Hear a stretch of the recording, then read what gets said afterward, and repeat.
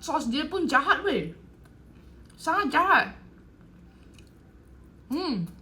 Hari ini kita break sikit supaya kita tak cakap tentang berak lagi. Nasi padang ini saya nampak terlalu banyak dekat FYP saya. So saya tak boleh tahan dah. Saya ambil terlalu banyak. Bismillah.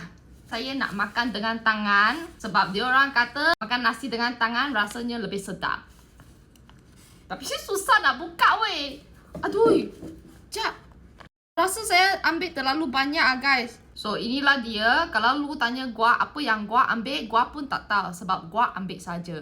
Orang cuci dengan tangan kiri, lepas tu makan dengan tangan kanan. Tapi saya ada satu soalan. Kalau non-Muslim cuci dengan tangan kanan, macam mana? Sedap weh. Ini kambing.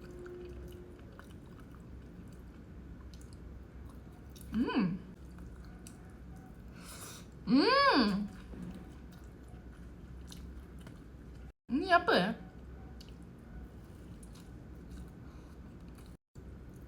Weh, suka gila lah dia punya kambing.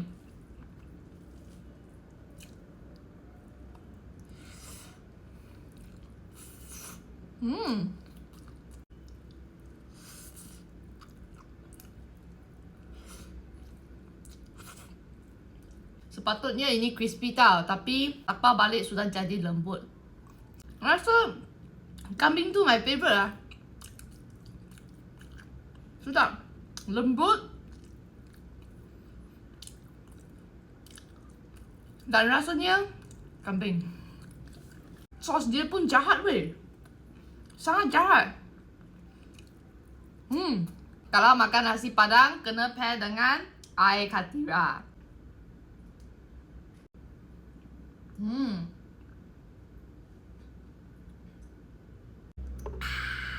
Sedap.